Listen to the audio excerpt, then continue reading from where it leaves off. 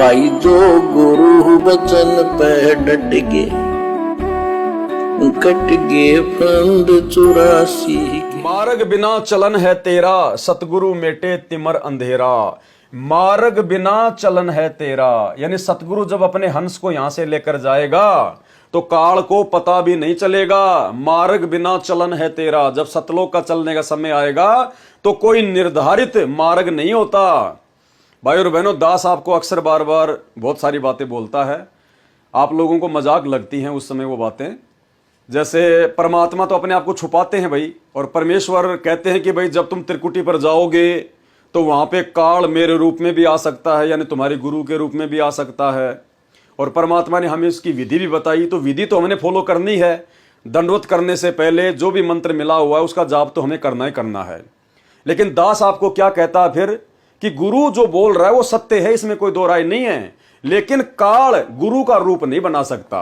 सतगुरु रामपाल जी परमेश्वर स्वयं कबीर परमात्मा है, और काल अपने बाप का रूप नहीं बना सकता। भाई कॉमन सेंस की बात है, जब गुरुजी यानी कबीर परमात्मा प्रथम बार इस काल लोक में आए और तपतशिला पर काल के साथ उनकी भेंट हुई, एग्रीमेंट हुआ, तो काल ने क्या कहा था कि भाई ये परमात्मा आप मुझे अपना रूप बनाने का वरदान दे दो। क्योंकि परमात्मा उस समय अपने पुत्र जोगजीत के रूप में आए थे, तो काल ने सोचा ये तो मेरा भाई है, तो काल ने उससे वरदान मांगा था कि आप मुझे अपना रूप बनाने का वरदान दे दो कि मैं आपका जैसा रूप बना सकूं। और रूप उसने किस लिए मांगा था? क्योंकि काल को पता है कि ये नीचे जाएगा, जीव आत्माओं को नाम दीक्षा देगा, ये उनका जो है वो गुरु बनेगा, और जब वो जीव आत्माएं त्रिकुटी पर आएंगी तो मैं जोगजीत का रूप बना के जो वरदान मैं इससे मांग रहा हूं चापलूसी से, जोगजीत का रूप बना के उन आत्माओं को ठग लूंगा मैं। वो आत्मा सोचेंगे ये तो हमारे गुरुजी है, उनको क्या पता जोगजीत के रूप में काल है, क्योंकि काल ने वरदान मांग लिया। तो परमात्मा जो अपने पुत्र जोगजीत के रूप में थे, काल केवल जोगजीत ही समझ रहा था। परमात्मा ने कहा कि तथास्तु, बना लेना मेरा रूप। तो भाई मालिक ने उनको वरदान दे दिया। अब कॉमन सेंस की बात है, आज हमें यह तो कन्फर्म हो गया कि संत रामपाल जी स्वयं कबीर परमात्मा है, और वो काल 21 ब्रह्मांड का स्वामी, भाई उसके भी कुछ नियम है, कुछ मर्यादा है। उसको भी डर लगता है परमात्मा से कि एक गलती करी उसकी सजा तो ये मिली, और अब की बार अगर कोई गलती कर दी तो ना जाने कहां जाके पटकेगा। तो उस जब काल ने अपने भाई का रूप बनाने के लिए भी पहले उनसे आज्ञा मांगी, अपने भाई का रूप बनाने की भी आज्ञा मांगी, तो फिर अपने बाप का रूप क्या ऐसे बना लेगा क्या? वो औकात है क्या? हिम्मत है क्या? जो भाई का रूप बनाने के लिए भाई से आदेश ले रहा है, तो बाप का रूप क्या बिना आदेश के बना लेगा? इसलिए दास कहता कि गुरु जी का रूप, कबीर परमात्मा सतगुरु रामपाल जी का रूप ये काल नहीं बना सकता, किसी भी सूरत में नहीं बना सकता। हां, त्रिकुटी पर सतगुरु रामपाल जी स्वयं काल का रूप बनाकर भक्तों की परीक्षा लेता है, क्योंकि ये तो समर्थ है, ये तो किसी का रूप बना सकता है। भाई पार्वती का रूप किसने बनाया? भस्मासुर को भस्म करने के लिए सतगुरु रामपाल जी परमेश्वर जी ने, कबीर परमात्मा ने बनाया। गोवर्धन पर्वत उठाया अपनी उंगली पर, तो श्री कृष्ण का रूप किसने बनाया? आज पता चल रहा है ना, सतगुरु रामपाल जी परमेश्वर जी ने बनाया। तो ये कुछ भी कर सकता है, समर्थ है, तो किसी का भी रूप बना सकता है, अनंत कोटि कलाओं का स्वामी है। तो जो आत्माएं इस पृथ्वी लोक पर सतगुरु की शरण में आने के बाद सतगुरु के वचन को महत्व नहीं देंगी, सतगुरु के भक्ति मार्ग को सीरियस नहीं लेंगी, ज्ञान को आधार बनाकर भक्ति नहीं करेंगी, बात बात पर मर्यादा तोड़ेंगी, जैसे कि सतलोक आश्रम मैनेजमेंट हरियाणा और आश्रमों से जुड़ी हुई संगत, कभी देह दान, कभी रक्तदान, कभी कांग्रेस को वोट, कभी बीजेपी को वोट, कभी प्रधानमंत्री की रैली, कभी किसका समर्थन, कभी जाट आरक्षण में, धरने में, रैलियों में, प्रदर्शनों में अपने दान उनको चंदे के रूप में देना, गुंडों की सीबीआई जांच करवाना, गांव वालों के लिए स्टेडियम बनाना, कबड्डी की टीम को 31,000 रुपए देना, ये सारे उल्टे क्रम काल प्रेरणा से सतलोक आश्रम मैनेजमेंट हरियाणा कर रहा है, संगत कर रही है। क्योंकि संगत उनको सहयोग दे रही है, ज्योति पाठ का पैसा दे रही है, उस पैसे से सारे वो उल्टे काम कर रहे हैं, तो दोनों के दोनों ही वो दोषी हैं। तो आज वो परमात्मा के वचन को तोड़कर भक्ति कर रहे हैं। तो जो आत्माएं इस पृथ्वी लोक पर गुरु के वचन को तोड़कर भक्ति करेंगी, उन आत्माओं को तो परमात्मा ने फैल करना ही पड़ेगा। तो उन आत्माओं को जो अमर्यादित हैं और गुरु की भगत भी हैं, उनको परमात्मा त्रिकुटी पर काल का रूप बना के फैल करेगा। वहां वो चाहे कितने मंत्र कर लो, कितने दंडवत कर लो, वहां परमात्मा उनको नहीं बख्शने वाला, क्योंकि मालिक ने फैल तो करना ही है। गुरु अपने मुंह से तो कहेगा नहीं तू फेल हो गया। 650 साल पहले हम सब फेल हो गए थे। क्या गुरुजी ने कभी कहा कि बच्चों तुम फेल हो गए? कभी नहीं कहा। मालिक को पता था कह दूंगा तो इनका मन टूट जाएगा, आज ही भक्ति छोड़ देंगे। तो काशी में हमारी परीक्षा होने के बाद भी, उसके बाद भी हम फिर गुरुजी की शरण में वापस जाने लग गए थे। गुरुजी ने फिर 20-25 साल तक सत्संग किए, लेकिन कभी नहीं कहा कि तुम फेल हो गए। तो गुरु नहीं कहेगा कि तू फेल हो गया, क्योंकि गुरु का काल के साथ एग्रीमेंट है। काल ने कहा था परमात्मा अपना ज्ञान देना, जो आपके ज्ञान को समझे आपका, जो ना समझे उसको मेरे मुंह में छोड़ देना। तो परमात्मा तो अपने वचन का पक्का है। तो जो आत्माएं धरती पर सतगुरु की शरण में आने के बाद मर्यादा तोड़कर भक्ति करेंगी, उनको फैल करने के लिए परमात्मा त्रिकुटी के रास्ते उनको लेके जाएगा और वहां उनको फैल करेगा, और जहां भी फिर डालना है परमात्मा उनको डालेगा। लेकिन जो सत भगत होगा, जो गुरु को परमात्मा अपने हृदय से मान चुका होगा और गुरु की मर्यादा के लिए अपना शीश भी कटवा देगा, ऐसे आत्माओं के लिए परमात्मा कह रहे हैं कि मार्ग बिना चलन है तेरा। ऐसे आत्माओं को परमात्मा त्रिकुटी पर लेके नहीं जाएगा, धर्मराज के दरबार में लेके नहीं जाएगा। परमात्मा बाईपास करेगा। तुम कर दो पल में पार हो जा रजा तेरी। गुरुजी सत्संग में कहते हैं काल को तो पता भी नहीं चलेगा जीव कौन से रास्ते से गया। सुनिए सत्संग। बिन ही पंखों उड़े गगन को, चाल चाल विहंग रे। दिव्य दृष्टि तो दर्श करते हैं हरदम कला उमंग रे। कि जब तू यहां से चलेगा परमात्मा तुझे ऐसे ले जाएगा जैसे बिन पंखों के, बगैर किसी उसके ऐसा जाएगा, एक सेकंड में काल को तो पता भी नहीं लगेगा जीव गया कौन से रास्ते थे। ऐसे तरीके से मालिक आपको ले जाएगा। कहते हैं धर्मराज दरबार में दे कबीर तलाक, मेरे भूले चूके हंस को तू पकड़िए मत कजाक। फिर कहते हैं चुंबक हमारा रूप है और ये लोहे रूपी प्राण, और धर्म राय तेरी बंद ले उड़ू अचान। कि मैं ऐसे ले जाऊंगा अपनी प्यारी आत्मा को, पहले उनको तैयारी करवाओगे, इन्हें पता भी ना लगने दे। यहाँ पर कोई महसूस नहीं कर सकता ये परमात्मा है या क्या संत हैं, क्योंकि इस काल में भी धोखे में रखते हैं परमात्मा।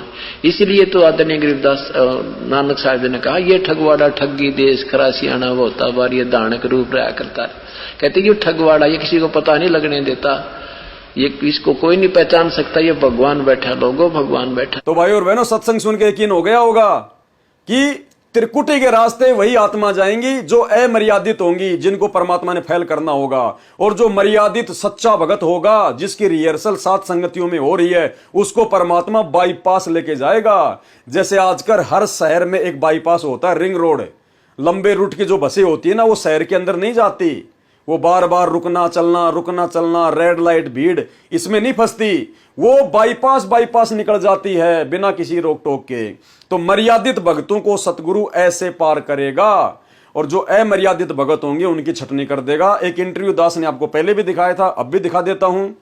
इंटरव्यू लेने वाला भी सतलोक आश्रम मैनेजमेंट हरियाणा वाला, इंटरव्यू देने वाला भी सतलोक आश्रम मैनेजमेंट हरियाणा वाला। और वो क्या कह रहा है कि मुझे गुरुजी ने दिखाया कि गुरुजी यहां से भक्तों को जहाज में भर के लेके जाते हैं और ऊपर मानसरोवर पर लेके जाते हैं। वहां गुरुजी भक्तों को 2 लाइन में खड़ा कर देते हैं। जो भगत मर्यादित होते हैं उनको अलग, और जो अमर्यादित होते हैं उनको अलग। सुनिए इंटरव्यू। जो मगर तार बताते हैं परमात्मा सत्संग के अंदर, उस मगर तार पे भी चढ़ता हूँ। कई बार परमात्मा बोलते हैं कि मैं जहाजों से भर के ले जाऊंगा, तो एक समुद्र पे परमात्मा का जहाज आता है, उसमें कई जनता इकट्ठी हो जाती है और परमात्मा उसमें 2 लाइन लगवाते हैं। और कितने उसमें मतलब उस जहाज में बिठाने के लिए छटनी होती। जो पूर्ण भगत है उनको मतलब अलग किया जाता है, और जो थोड़े कच्चे रहते हैं उनको अलग किया जाता है। परमात्मा ने मुझे ये दर्शन भी दिखाया है। तो भाइयों और बहनों, मन में कोई शंका नहीं होनी चाहिए, और मन में एक भय भी उत्पन्न हो जाना चाहिए कि ये सूक्ष्म भक्ति है, ये सूक्ष्म भक्ति है, यहां परमात्मा कुछ नहीं कहेगा क्योंकि काल के साथ एग्रीमेंट है। लेकिन जब वहां जाएंगे ऊपर तो यस नो, रिजेक्ट सेलेक्टेड। यहां तो हम 100 बहाने बना लें, वहां कोई नहीं सुनेगा, कोई बहाना नहीं चलेगा। इसलिए बड़े भाग से हमें कबीर परमात्मा सतगुरु रामपाल जी मिल गए हैं। इस फोटो को घर से बाहर निकाल दो, गुरु को भगवान मान लो, घर को आश्रम बना लो, ज्ञान को आधार बना लो। अगर किसी आश्रम में जाओ तो उस समय जाओ जब तुम्हारा गुरु हिसार जेल से बाहर आ जाए, तब तक किसी के धार्मिक धंधे में सहयोगी मत बनो। कुपात्रों को ज्योति पाठ दान का पैसा देके अपने कर्म मत फोड़ो। तो भाइयों और बहनों, ये वाणी यही कह रही है कि मार्ग बिना चलन है तेरा, सतगुरु मेटे तिमर अंधेरा। सरलार्थ, जैसे पक्षी एक स्थान से दूसरे स्थान पर उड़कर जाता है, ऐसे सतगुरु का भगत विहंगम मार्ग से जाता है, उसका कोई निर्धारित मार्ग नहीं होता। इसको कहा है भगत का मार्ग के बिना प्रस्थान होता है। क्यों भाई?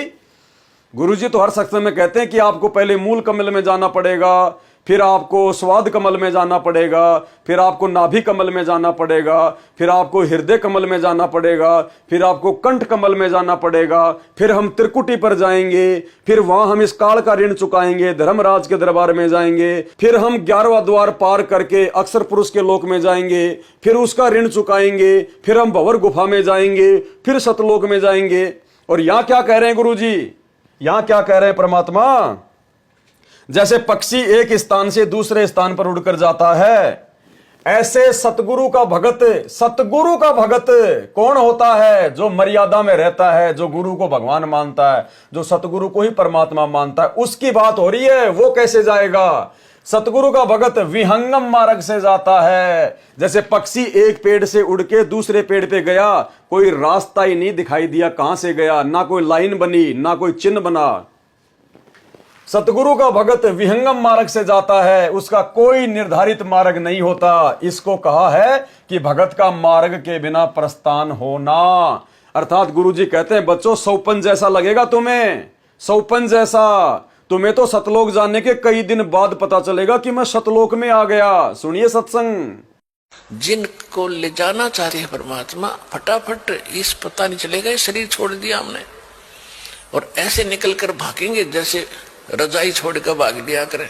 गुरु जी आगे छोड़ रजाई भाग लो, दर्शन करेंगे। तो शरीर को ऐसे छोड़कर भाग लेंगे और उस जहाज में बैठ जाएंगे। भगत आपस में कह रहे होंगे कहाँ चल रहे हैं? जहां गुरु जी जाएंगे सत्संग करेंगे, आगे चल के फिर सतलोक में जाकर सत्संग करेंगे, वहां छोड़। सतगुरु का भगत विहंगम मार्ग से जाता है, उसका कोई निर्धारित मार्ग नहीं होता। इसको कहा है कि भगत का मार्ग के बिना प्रस्थान होता है। अज्ञान अंधेरा को सतगुरु समाप्त करते हैं। तिमिर मानी अंधेरा। तो भाई और बहनों, हमने तो विहंगम मार्ग से जाना है। उसके लिए जो भी कुर्बानी देनी पड़ेगी, जो भी संघर्ष करना पड़ेगा, वो हम करेंगे। और सत्सेवक भाई बहन तो 90% विहंगम मार्ग के नजदीक हैं। भाई जो गुरु बचन पे डट गे, कट गे फंद 84 के, कट गे फंद 84 के, कट गे फंद 84 के।